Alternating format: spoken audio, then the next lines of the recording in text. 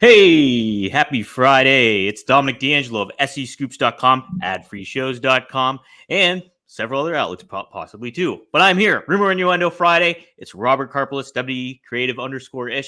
And Robert, we got some trios action happening today. We got some trios action here today. As PG a three-way as you're really going to want to see out of the three of us. We are joined by my co-host on Wrestle Roast, an incredibly talented comedian and brilliant insider in terms of professional wrestling. Dan St. Germain is here. Dom, let's bring Dan in and welcome him to the show. Dan, what's up? Future Observer Hall of Famer Dan St. Germain. That is manifesting right there. He's either going to wind up in the Observer Hall of Fame voting group, or there's going to be a restraining order by Meltzer. Either way, I'm happy. Either way, I'm so glad to be here. Your guys' wait music when you're in the studio is amazing. It's very tranquil. Very tranquil. I feel at peace. This is what happens when you're on ad-free shows, and Conrad knows that you're on ad-free shows, as opposed to Wrestle Roasts, where we're kind of we're the redheaded stepchild over there. But here we're welcomed in, we're embraced. And speaking of welcoming in and embracing, let's say hi to some of the folks in the chat. We got Antonio Santos says happy Friday. David Mage says woo in the Sting voice, which is a lot less sad than the woo in the Flair voice. And Commando says, happy Friday. Can't wait for that sweet, sweet CW info. Commando, we were going to talk Billy Corgan in the CW today. Unfortunately, we got to make time for Dan St. Germain, so we got to bump that Billy in the CW story a little later. Wait, is that true? Is he is NWA coming back on CW? I thought they blew it. They're streaming on the app, but at one point they said they were going to be on there, and then they got bumped for NXT because one of their guys took a bump on a pay-per-view. A bit of a bump. Remember that. We got a ton of stuff to talk about here today. We again joined by the star of the new comedy special, Dance Fatty Dance, available on YouTube for free. It is incredible. Dom, you actually got a chance to watch it. What was your takeaway of that thing? Dude, I was cracking up. There's so much different the way you set things up, and it ties all together in certain aspects, and then you cover a lot of ground on it, but I was cracking up the whole time. It's definitely my kind of humor too. And I met you, I think, first at StarCast 2, and you've obviously done a couple of my shows before, but dude, this was a great special. It's definitely something to really tune into. You make one wrestling reference, I noticed. That was it, but that was still great stuff. What was the wrestling reference I make? John Cena music. You mentioned John Cena's music. Oh, that's right. Yeah. Yes. I kind of wanted to have this one to not have wrestling bits, but I promise my next special will have at least one wrestling joke. I have one I'm working on about we still recorded Wrestle Roast the day my mom died, and I was so emotionally fragile during that episode. Which, doesn't sound funny, but it kind of was. Well, so that episode, by the way, it's in the Wrestle Roast archive. Not that we're plugging our other show or anything, but our other co-host, Mike Lawrence's dad, passed away within 24 hours of Dan's mom dying. So they both were doing the show at extremely emotionally fragile times. Yeah. And it's some of the funniest, meanest stuff you're ever going to hear. It's well worth going out of your way. But Dan can make jokes about wrestling now, guys, because The Rock has re-embraced his WWE roots. So, Dom, where are we starting with today? Yeah, we are going to kick it off with a little bit of a SmackDown preview coming up. The Rock's going to be in Memphis. He called it home. So we might have a possible Rock concert going on. And then also on the card is slated Bayley versus Dakota Kai. Rey Mysterio is going to probably further his Santos Escobar feud. Also on tap, possibly Randy Orton versus Grayson Waller. And then we got some six-pack tag team title ladder match qualifiers going on. So, Dan, what do you think about this whole aspect of the heel Rock coming back? It took me right back to me being like in my teens and all that stuff. So I love it. I wish he didn't do the Goosebumps thing, because that's more of but it's kind of heelish, I guess. It's kind of heel.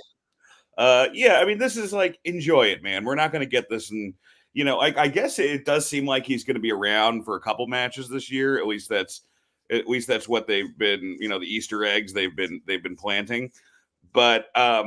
Yeah, we're not gonna, like enjoy it. It's kind of like when Cena comes back, enjoy it because it's not gonna be there forever. We're in a really unique time to watch professional wrestling, I think, across the board. And I for one will be covering it on our Patreon. I for one am really excited to check The Rock's concert stylings out. No doubt. Yeah, Robert, so I know that we saw a little while ago, The Rock is going to be filming a movie shortly after WrestleMania. So he's going to be going away for a little while. He's not making the trip to Saudi Arabia, which is probably for the best. Most likely he won't be back wrestling until SummerSlam, but that doesn't negate that he can still make appearances, whether that is him still aligned with Roman Reigns or still kind of helping lead the bloodline. Or there's always the possibility, with some folks with the weird conspiracy theorists, but he's throwing up the L instead of the one, that he is somehow going to turn on Roman, which to me is probably worst case scenario for WrestleMania, just because I want to see Cody win and win clean. Dan, what do you think we're going to see from The Rock at Mania?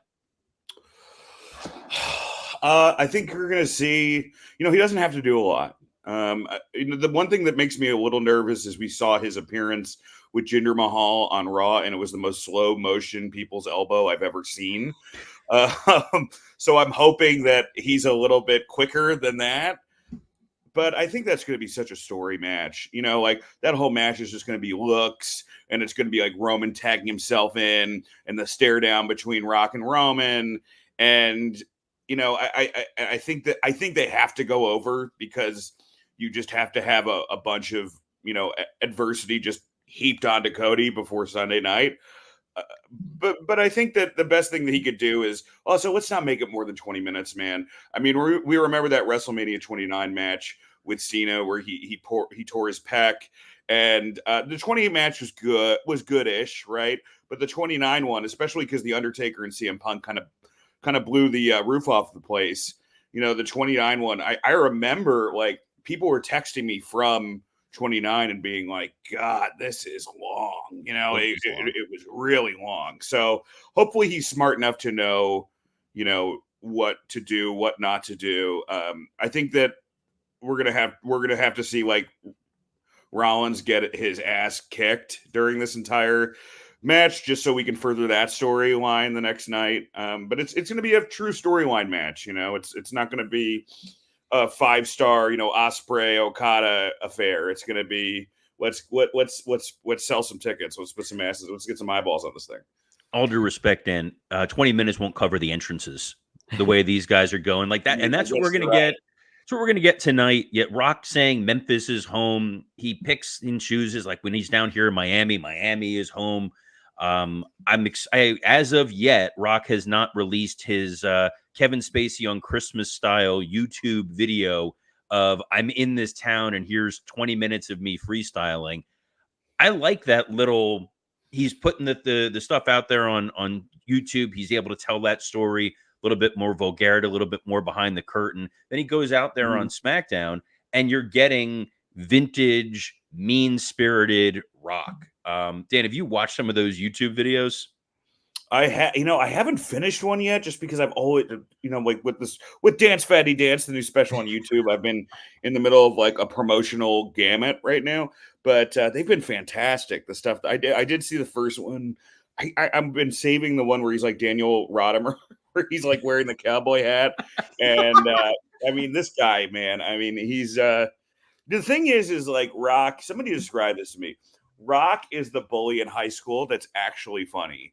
And that's why he drives the nerds crazy, because he actually, they can't just write him off as this is just some big steroid dope. He knows what areas to hit. So, I mean, I think that like part of it is just, the only thing that's been annoying me about his social media presence, and Scott talked about it on our podcast, Wrestle Roast, which you can get on ad-free shows, is that The Rock sometimes is like breaking the fourth wall to be like, oh, I'm a heel. Come on, guys, I'm a heel, but we want to, come on, like just live the gimmick for the next 2 months, man. Like just, be total kayfabe. Any right now negativity will blow over like at that point. Like once you get done with your whole angle and stuff like that, people are going to forget about it and remember it fondly, I think.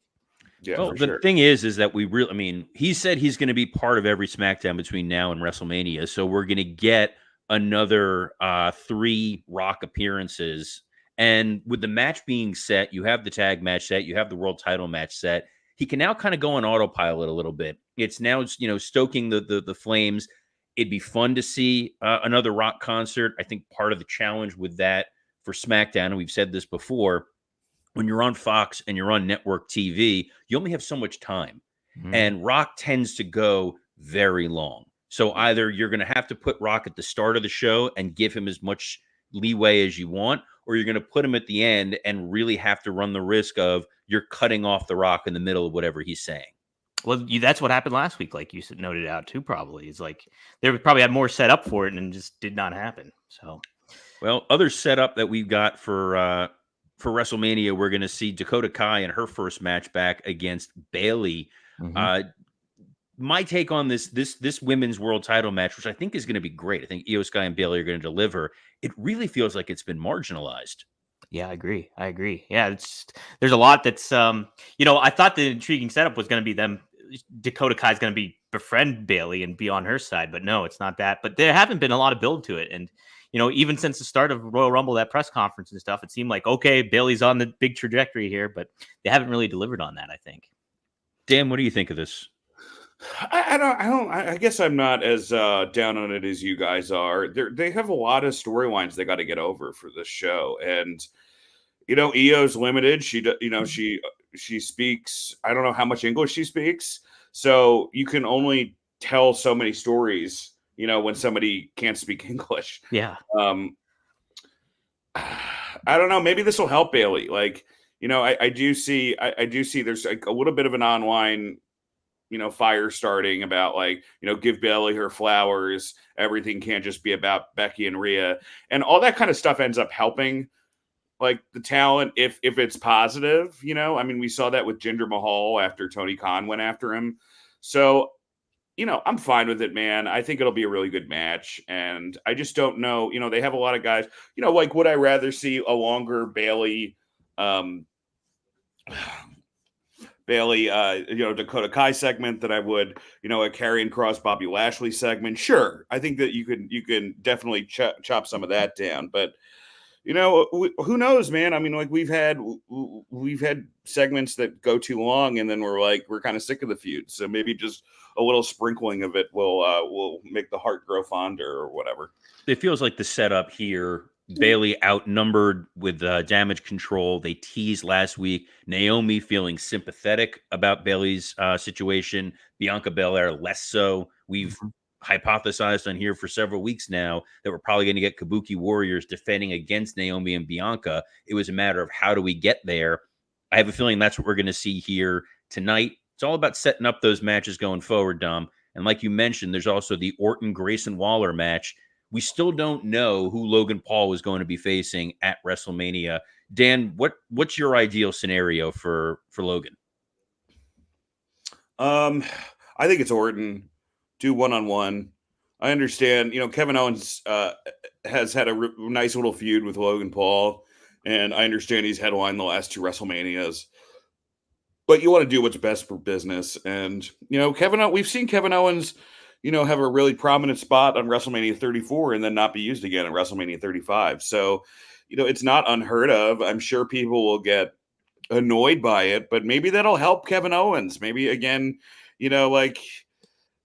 Jericho used to have that thing of like, you don't want to be on the top of the card all the time. You want people to miss you. And I think this is a good way to maybe have him in the corner of Randy or something. I know that that's kind of an annoying spot. And then if Randy loses, you have a ready-made feud with Randy and Kevin Owens. I'm not sure. No, I think that makes sense. And I think that concept of missing Kevin Owens, missing the Kevin Owens we had, resonates. And guys, if you're missing your ability to deliver in the bedroom, may we talk to you about our friends at Blue Chew. This episode is sponsored by Blue Chew. Guys, let's talk about sex. Remember the days when you were always ready to go? Now you can increase your performance and get that extra confidence in bed. Visit BlueChew.com. Blue Chew is a unique online service that delivers the same active ingredients as Viagra, Cialis, and Levitra, but in chewable tablets and at a fraction of the cost. The process is simple. Sign up at BlueChew.com, consult with one of their licensed medical providers, and once you're approved, you'll receive your prescription within days. Once you take that Blue Chew, you're not going to miss your WrestleMania performance. You're not going to be sitting on the sideline like Kevin Owens. You're going to be pointing at that sign year after year because Blue Chew wants to help you have better sex. Discover your options at BlueChew.com. Chew it and do it. And we have a special deal for our listeners. Try Blue Chew free when you use our promo code RUMOR at checkout. Just pay $5 shipping. That's BlueChew.com, promo code RUMOR to receive your first month free. Visit BlueChew.com for more details and important safety information. And we thank Blue Chew for sponsoring this episode of Rumor and Innuendo. Guys, perfect way to start your weekend. Watch SmackDown tonight. Fire up YouTube. Watch Dance Fatty Dance. Pop one of those Blue Chews. It's going to be a hell of a way to start your weekend. You know, Blue Chew is a great product, but if I could have one of those Men in Black memory sticks to make me forget about Robert talking about getting ready for sex, I could really use that right now because that was chilling, guys. Look, we all know that was enough for Dan. He doesn't even need the Blue Chew right now. Just hearing the ad, I just need to hear you voiceover. Yeah, I just need your voiceover during it. It's soothing. As Dan is sitting there chewing, which is even more unnerving. All right. Like, how long have you been gnawing on that Blue Chew? It's just you're supposed to chew it. I don't know, Dominic. I know Robert will never cover this because he's a part of the Stanford cabal and conspiracy. But the big rumor on some of the dirt sheets is that Robert Karpeles and Linda McMahon are getting back together. So I don't know if you've heard about this. I know Robert's a married man, but like we've heard all this Vince stuff. There's been rumors that we've seen Robert and Linda at a Ribera steakhouse. I'm not sure what's going on, but I love Rachel, Robert's wife, so I'm disappointed. But it's going to be a major news story you're going to have to break with or without Robert's help. Look out for SCScoops.com. Yeah. Anything that happened there was under NDA, and you guys know whenever we talk about NDAs on Rumor and Innuendo, it always ends well. So let's move on to our next topic, Dom. What else? What other happy couples are we going to be talking about here? Folks that are clearly getting along beautifully. Oh yeah, such happy couples, and especially down in NXT now. We apparently have Booker T and CM Punk reportedly maybe getting into some sort of altercation. According to Booker T on his Hall of Fame podcast, he said, "I almost had a little run-in with CM Punk. The internet might want to pick that up. Me and CM Punk almost got into it at NXT this week. We'll talk about it later because it's going to pick it up and run with it." So there was a picture of Punk sitting far aside watching NXT. So he was at the tapings. Hey, is this a storyline? Is this something else happening? What's going on here, Dan? They've dumped on each other a lot. So, yes. Well, Booker T is mostly dumped on Phil, right? Yeah. I would take Booker in that fight. I don't know about you guys, but Booker's done hard time and he's got a lot of size on CM Punk. I implore Phil, you're not gonna just be able to jungle boy Booker T. Like he's gonna have some live rounds for you. Do I think those guys would be on the same page with the fact that both Booker T and Punk hate the Young Bucks? Like you have ways to build bridges. We want peace here, guys. Well, if there's anything that we know about, CM Punk, I mean, eventually this will fall apart. Like it's unless you cordon him off, like eventually, he will burn that bridge. But I just don't know if WWE is going to be into this because, like, what money could you make from a CM Punk Booker T feud? I don't think anyone's clamoring for that. No one's. I mean, maybe is that a Sally show? I don't know. I just don't. The whole thing about WWE is, they want to get, if they're gonna run with this, they want to get the match on in the ring, and I just don't think that that's going to happen between these two. No, this feels like Booker T, like striving for this kind of relevance. It seems to happen a lot with him.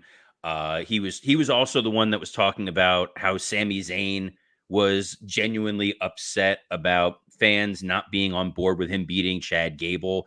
It's Booker's stirring up controversy to put eyeballs on him which honestly feels very much like an AEW commentator kind of action, not a WWE thing. So if there's anything here, I suspect that WWE is going to try to squash this pretty quickly, unless they're trying to build some sort of buzz or storyline, because Punk is back on Raw this coming week, right? Yeah, no, I think it's the next week, actually. Is it the next week when they're in Chicago? Yeah, next week after that. So, well, you know, do him as the referee for Seth and Drew. That's been the rumor. Is he gonna, can he? If he tries counting to three, is he gonna tear his quad or pec or something like that? I don't know. But that's Booker trying to draw eyeballs to his podcast. But Dom, nobody else said something stupid on the podcast to get them in trouble this week, right? Oh, not at all. Mercedes Moné was on I believe it's the Kick Rocks podcast. Look at how seamless these transitions are, guys. It's you should totally see us other days, Dan. It's kind of rough. I don't pick up on them sometimes. It does feel weird. It feels like we have company over. Right, we're doesn't trying to be well behaved. I know, I'm be on my ones and twos here. Mercedes Moné said on this Kick Rocks podcast that hinted that she's going to be back at WWE at some point. Actually, she just said it. She says, "I know I'm going to be back there one day. Like I said, I have a lot of unfinished business in a lot of places." And then in the Observer, it was noted by Dave Meltzer. He said, "Boy, did this one rub a lot of people the wrong way. Time will tell. And quite frankly, she'd always have it in her mind, the possibility of going to WWE. But saying so days before she's about to start in AEW wouldn't be the right time politically to say that." Dan, you're pretty politically correct. What do you think about those comments? I understand why AEW would be a little upset with this, especially after the number that they did on Wednesday.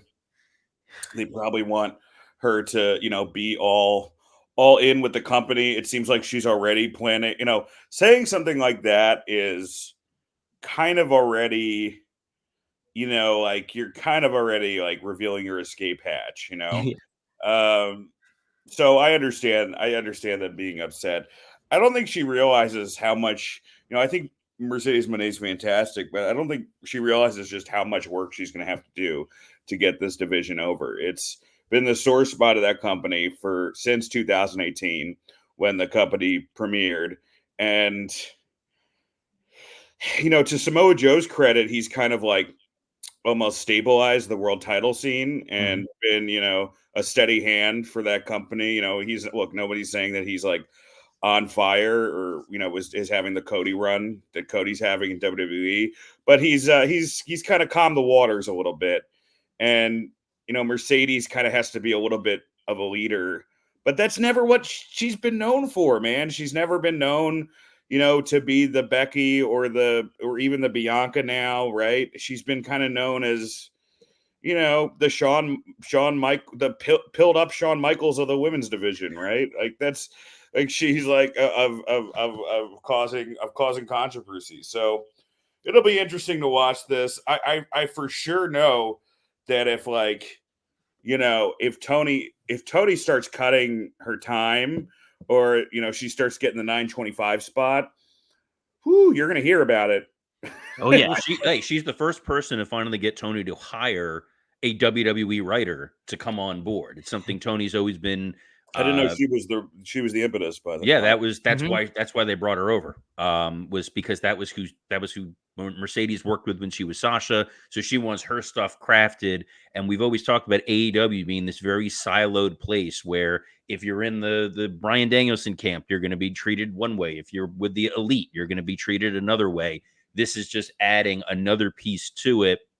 What'll be really interesting to see is some of the folks in AEW, not naming names, Britt Baker, can't seem to hide what they feel about this. So I'm curious if there starts to be some rumbling, some ripples going on as Mercedes is there. Has Britt been throwing shade at Mercedes? Not yet, but she's good about throwing shade at everybody. We remember back when there was a couple people started liking that tweet about MJF getting too much mic time, and we thought, oh, is this a storyline? Nope. Just Britt Baker and I think it was Sammy Guevara and Jack Perry being yeah, this guy's getting too much time. They're not very good at hiding their feelings, but hopefully for them guys, Mercedes Moné will do big business. But Dom, we have some news about big business that happened this past Wednesday. Yeah, the numbers for big business were not too big. AEW big business. The addition of Dynamite drew 801,000 fans and a 2.27 rating in the coveted 18 to 49 demographic. Well, this is an increase from the previous week, which had 79,000. It was hardly a massive jump. Many expected for the show featuring Monet and saw an AEW championship match. For comparison, last year's AEW Dynamite drew 852,000 with a 0.27 rating. So even that one was bigger than that. And that was the Winnipeg, Canada one, headlined by House of Black versus the Elite for the Trios Championship. So didn't pack as much of a punch from a, who Star Power one, but this is kind of a letdown there, Dan, for AEW. I mean, Okada was part of New Japan when it started going down. It's not like he left and they went down. He was part of the gradual decline. And Mercedes a tremendous talent, but she's not CM Punk. She's not John Cena. She's not going to get people to tune in. Would you have announced Mercedes in advance? Of course.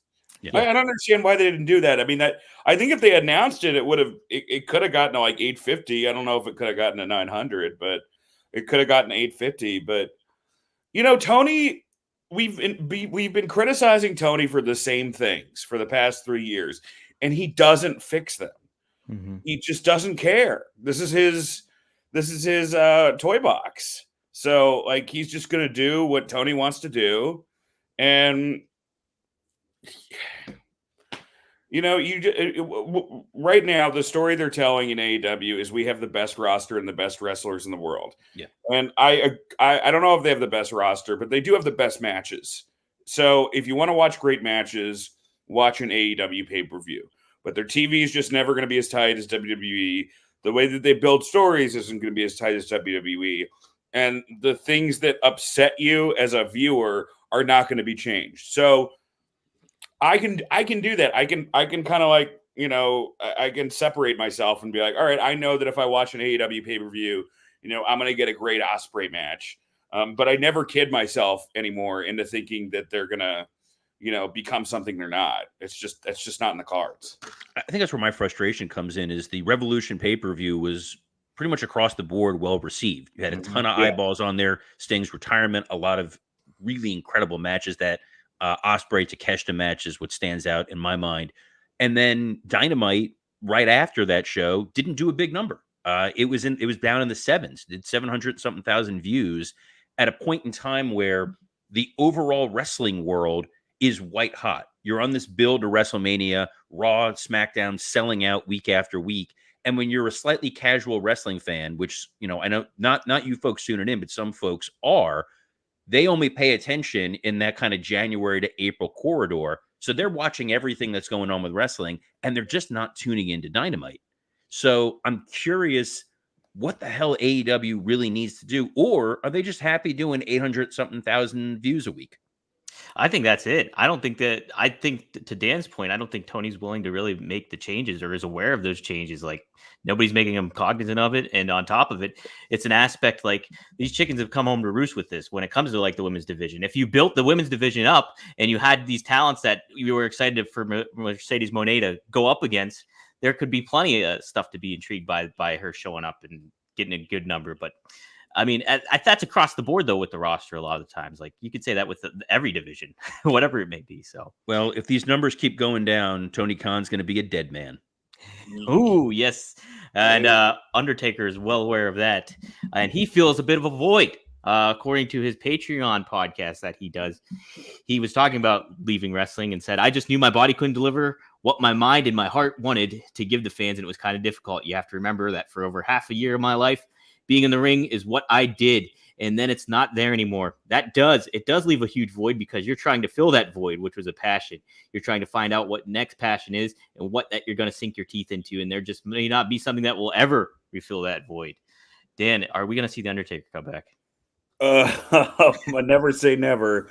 I think he's just, all these guys get bummed out because they're like, oh no, now I've got to be a husband. I've actually got to go home and hang out with my family. And I mean, he's probably told all the stories where he can tell in his one-man show. Yeah, dude, I mean, like as a performer, like I enjoy the time I take off, but you miss it. And I'm sure if you're a guy like him, where, I mean, the guy hasn't been booed since the big evil character that he did. For the most part, he was just constantly cheered. You got to miss that a little bit. Yeah, but that's because that Saudi show, the audience wasn't allowed to boo, or else they would, lose limbs. But that match is what scares me into Undertaker ever thinking that he should actually wrestle What, again. the Goldberg one or the DX one? The DX Both? one. Yeah. Oh man. Yeah, I mean, I just don't think it's in the cards anymore. And I also think that maybe he's got to sell some tickets. He's got a podcast now, right? Or he's it's behind a paywall, Patreon. It's 6 feet under, I think it's called. Yeah, so maybe he's trying to get more people to the podcast. I'm not sure. He's trying to draw listens, trying to draw eyeballs. But where you need to draw your eyeballs, guys, is to Dance Fatty, Dan St. Germain's new comedy special, which is available through 800-Pound Gorilla. It's on YouTube. It is 100%.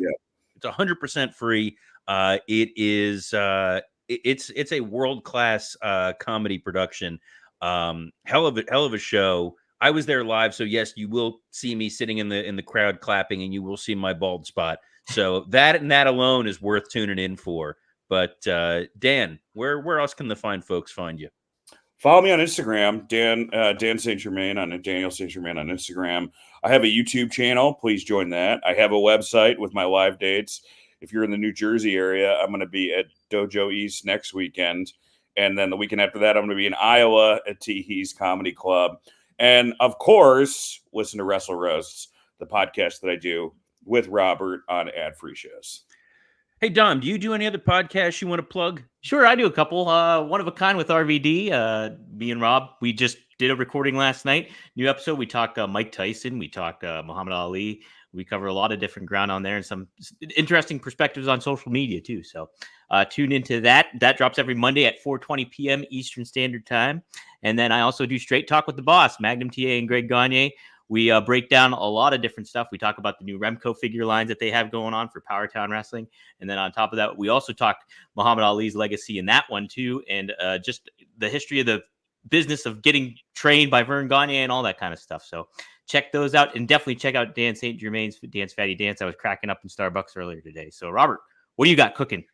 Well, we've got Rumor and Innuendo every Monday through Friday at noon Eastern. We are streaming on WW_Creative_ISH, the X account, the Dominic DeAngelo X account, Podcast Heat's X account. Our friends at Podcast Heat are who make this show possible, as well as the SE Scoops X account.